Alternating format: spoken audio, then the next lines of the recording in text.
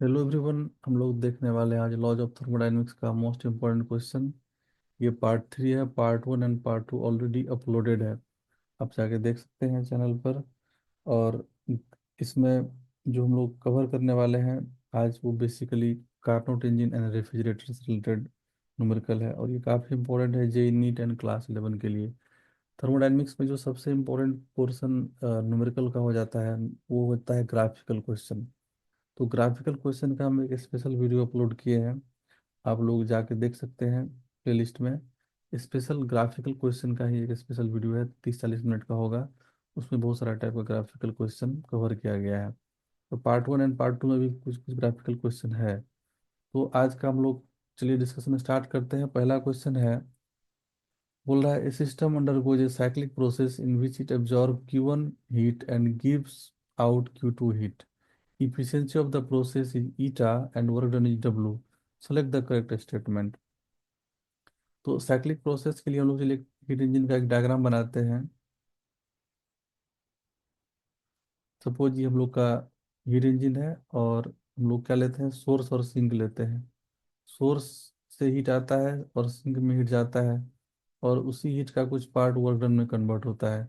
Source का temperature suppose T1 है और ये सिंक है T2 पर।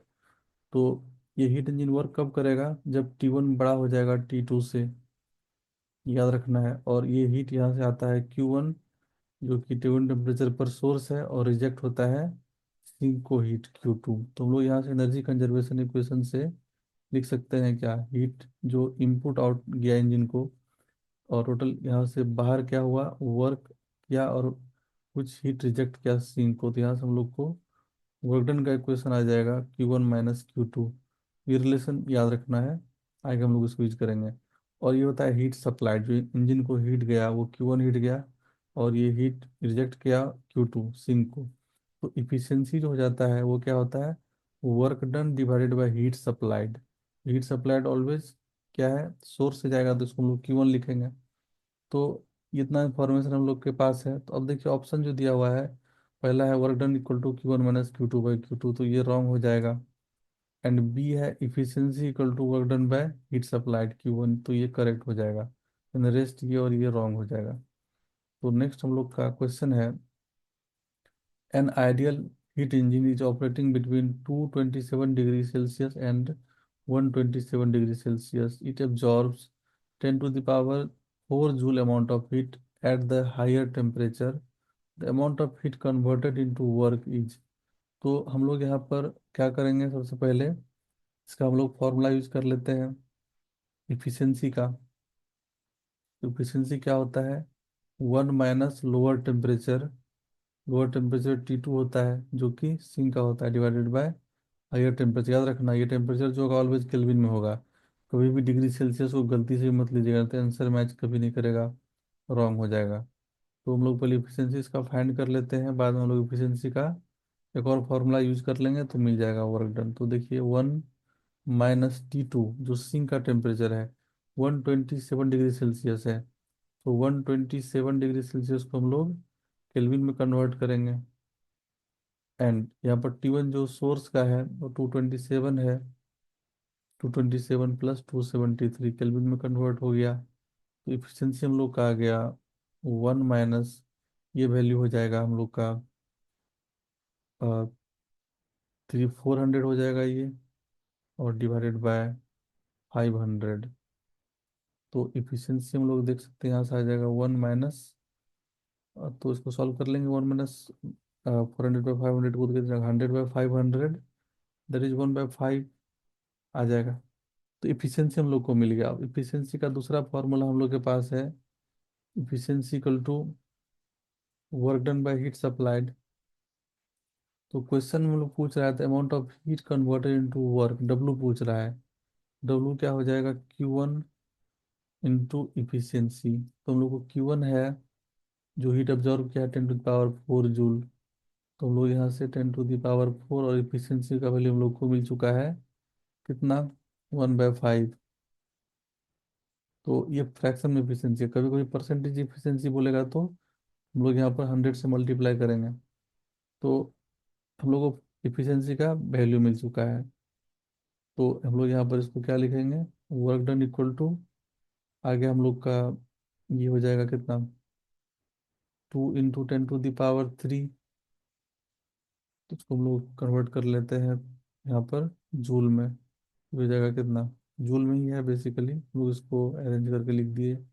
2 × 10⁻³ को तो 2000 जूल हो जाएगा। तो ऑप्शन इसका ए करेक्ट हो जाएगा। नेक्स्ट क्वेश्चन है, the inside and outside temperature of refrigerator are 273 degree Celsius and, sorry 273 kelvin, kelvin है ये, एंड 303 केल्विन, ये इनसाइड एंड आउटसाइड टेम्परेचर है। assuming that refrigerator cycle is reversible, reversible cycle बोल दिया है यहाँ पर, तो इसका क्या बेनिफिट है हम लोग आगे डिस्कस करने वाले हैं।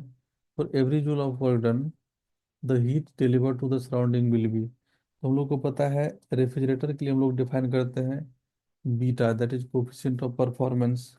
और बीटा का वैल्यू क्या होता है, हीट जो हम लोग का लो टेम्परेचर से हाई टेम्परेचर की तरफ गया, Q2 डिवाइडेड बाय हम लोग लिखते हैं क्या, W, वर्क डन। तो ये हम लोग का कोफिशिएंट ऑफ परफॉर्मेंस होता है, जो heat low temperature means inside से आउटसाइड जा रहा है उसको ऊपर में लेना है, डिवाइडेड बाय वर्क डन।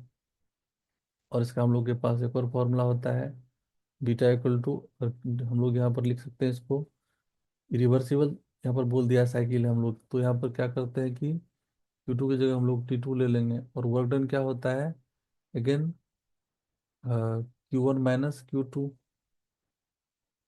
तो अब हम लोग इसको भी यहाँ पर T1 T2 के टर्म में ले लेंगे, Q1 Q2 को।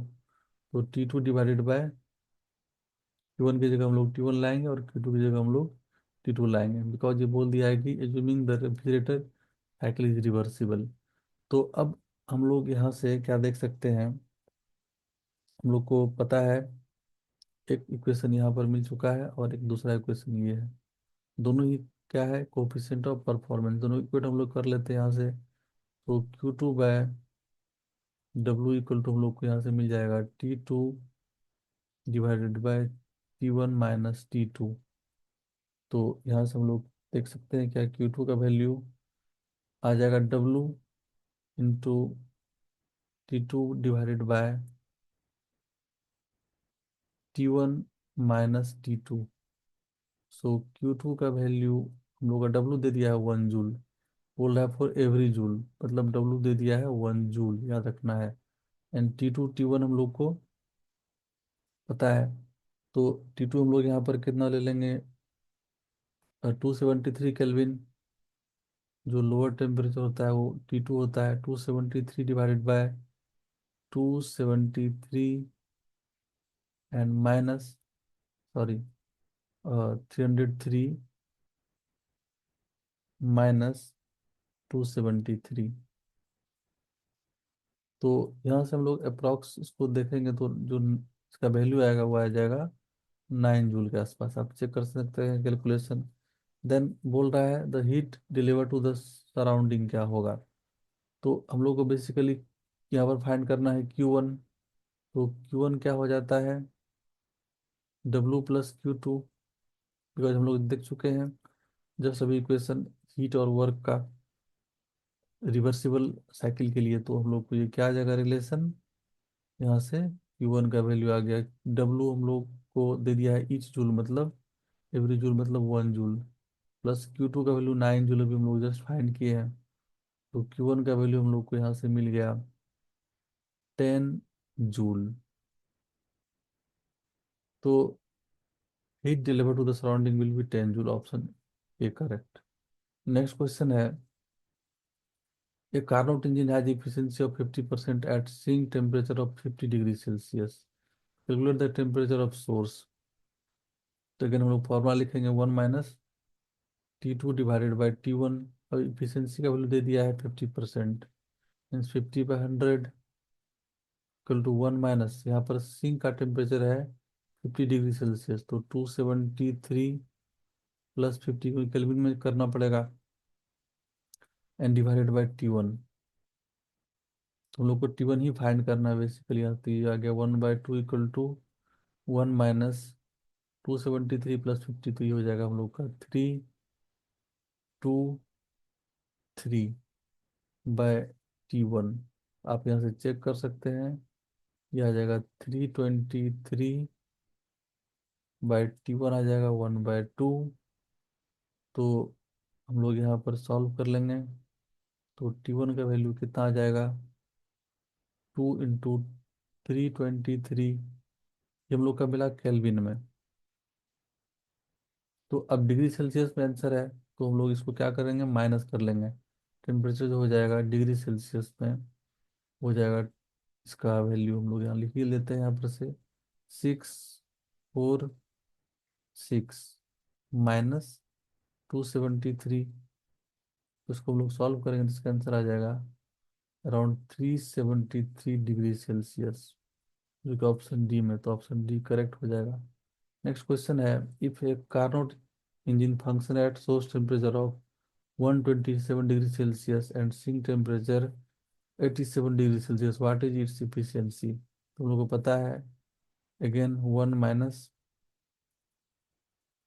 Efficiency equal to 1 - T2/T1। तुम लोगों को फाइंड करना है इफिशियंसी। 1 - T2 लो टेम्परेचर है यहाँ पर 127, कन्वर्ट करना पड़ेगा इसको कितना, केल्विन में, डिवाइडेड बाय, सॉरी ऊपर में लो टेम्परेचर हम लोग को लेना है जो कि है 87 डिग्री सेल्सियस। तो 87 + 273 केल्विन में कन्वर्ट कर लिए, और नीचे हम लोग को लेना है हायर टेम्परेचर, तो 127 प्लस ये हो जाएगा 273। तो हम लोग इसको सॉल्व करके देख सकते हैं। इफिशियंसी का वैल्यू हम लोग को आ जाएगा यहाँ पर अराउंड, ये आ जाएगा सॉल्व करके 10% के आसपास। आप इसको कैलकुलेशन चेक कर सकते हैं, 10% ही आएगा, 10 वैल्यू आएगा इफिशियंसी का। तो ये था इसका करेक्ट आंसर, जो कि ऑप्शन ए में है। नेक्स्ट क्वेश्चन है, for which combination of temperature the efficiency of Carnot engine is highest. तो इफिशियंसी हाईएस्ट कब होगा, जब 1 माइनस, इसका हम लोग को पता है फॉर्मूला, 1 - T2/T1 इफिशियंसी का। हाईएस्ट इफिशियंसी के लिए T2/T1 को लोएस्ट होना पड़ेगा, तो सब दे दिया है केल्विन में ही। तो पहले के लिए हम लोग T2/T1 निकाल लेते हैं। इस कॉम्बिनेशन के लिए आ जाएगा कितना, 60/80, तो 6/8, 6/8 को हम लोग बोल सकते हैं कितना, 3/4। इस कॉम्बिनेशन के लिए 80/100 आ जाएगा, तो यहाँ पर हम लोग इसको बोल सकते हैं क्या, 4/5। इसके लिए अगर हम लोग को आ जाएगा 40/60, T2/T1 का वैल्यू हो जाएगा हम लोग का 2/3। और इसके लिए हम लोग को आ जाएगा 20/40, और ये हो जाएगा कितना, 1/2। तो 3/4 होता है 0.75, और 4/5 हो जाएगा 0.8। 2/3 हो जाएगा 0.66, और ये हो जाएगा 0.5।